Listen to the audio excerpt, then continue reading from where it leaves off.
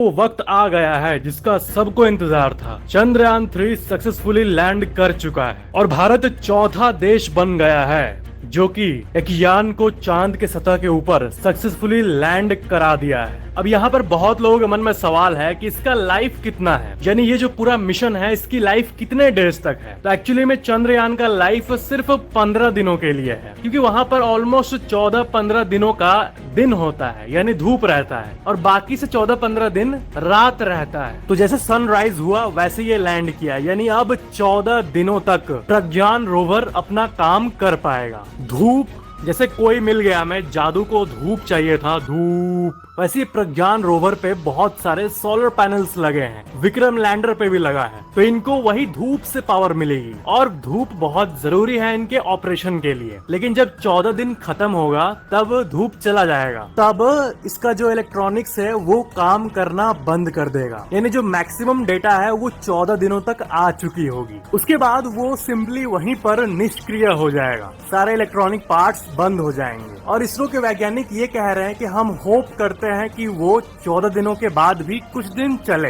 लेकिन ये hope word use किया गया है, यानी इसके लिए कोई सटीक टेक्नोलॉजी नहीं यूज किया गया है जिससे वो गारंटीड चलेगा बहुत दिन तक, क्योंकि ये मिशन 14 डेज को माइंड में रखते हुए ही बनाया गया था। बाकी जो ल्यूना 25 जो कि क्रैश किया, अगर वो लैंड होता तो उसके अंदर एक ऐसा पावर जनरेटिंग टेक्नोलॉजी था प्लूटोनियम के जरिए, जिसके चलते उसको 1 साल तक पावर मिलती। तो इस मामले में सबसे अच्छी न्यूज ये है ना कि इसरो एक्चुअली में इस टेक्नोलॉजी पे काम कर रहा है, एक ऐसा प्लूटोनियम का पावर सोर्स बनाने का जिससे अपकमिंग मिशंस में 1 साल तक पावर मिले। लेकिन फिलहाल चंद्रयान जो है ये 14 डेज तक बहुत सी रिसर्चेस करेगा साउथ पोल में, वाटर, हीलियम 3 और ऐसे कई चीजें हैं जिसके बारे में आपको पता होना ही चाहिए कि ये मिशन आखिर हुआ किस लिए है। तो चलो उन सुपर इंटरेस्टिंग डिटेल्स को हम समझते हैं। किसी भी प्लैनेट या फिर सैटेलाइट, जैसे कि मून एक सैटेलाइट है, तो उसका जो नॉर्थ पोल और साउथ पोल है ये दोनों काफी इंपॉर्टेंट है हमारे लिए। या फिर किसी भी जगह पर चले जाओ, चाहे आप जुपिटर के किसी मून पर चले जाओ, तो वहाँ पर नॉर्थ और साउथ पोल में जो चीज एक्यूमुलेटेड है या फिर जो भी चीजें वहाँ मौजूद है वो बहुत ही मिस्टीरियस होती है हमारे लिए। जैसे कि धरती का जो सबसे एक्सट्रीम कंडीशंस है वो यहाँ के नॉर्थ और साउथ पोल में ही है, और इक्वेटर का जो रीजन है इसे तो कोट एंड कोट सेफ माना जाता है ना, क्योंकि ज्यादातर कंट्रीज इक्वेटर पे मौजूद है उसी के आसपास और नॉर्मली सब कोई रह रहे हैं। लेकिन जो एक्सट्रीम कंडीशंस है वो नॉर्थ और साउथ पोल में होता है। रिसर्चर्स के हिसाब से साउथ पोल में जो प्रेजेंस ऑफ वाटर आइस है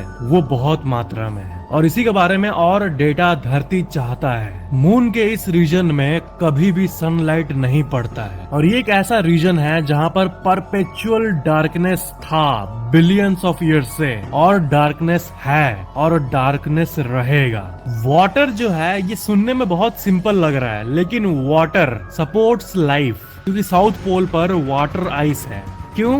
क्योंकि वहाँ पर सनलाइट नहीं पहुँचता, और इसलिए वहाँ पर ऐसी कंडीशंस है कि पानी बहुत मात्रा में जमी हुई रह सकती है बहुत सालों तक, इनफैक्ट मिलियंस ऑफ ईयर्स तक। आपको पता है पहला एविडेंस, पहली ऐसी कोई जांच, ऐसा कोई कैलकुलेशन जो ये बताए कि पोल्स पर पानी है, ये इंडिया का चंद्रयान 1 पहली बार दिखाया था। ये फोटो आप देख सकते हो, ये जो ब्लू ब्लू आपको दिख रहा है ये है पानी का डिटेक्शन, और इसी प्रेजेंस ऑफ वाटर को चंद्रयान 1 ने आज से करीब 15 साल पहले ही पता कर लिया था। और यही वो कारण है जिसके चलते ये माना गया है कि वहाँ पर वाटर आइस ट्रैप्ड है। और जो मैंने आपको बताया था ना कि किसी भी मिशन में ऑर्बिटर होता है जो कि ऊपर घूमते रहता है, लैंडर होता है और रोवर होता है। तो ये जो ऑर्बिटर्स होते हैं ये किस लिए है वहाँ? ये इसलिए है ताकि वो वहाँ के सारे रीजन्स का डेटा हमें भेज पाए। तो चाहे वो इंडिया का ऑर्बिटर हो या फिर बहुत सारे देश जिसका ऑर्बिटर अभी चांद पर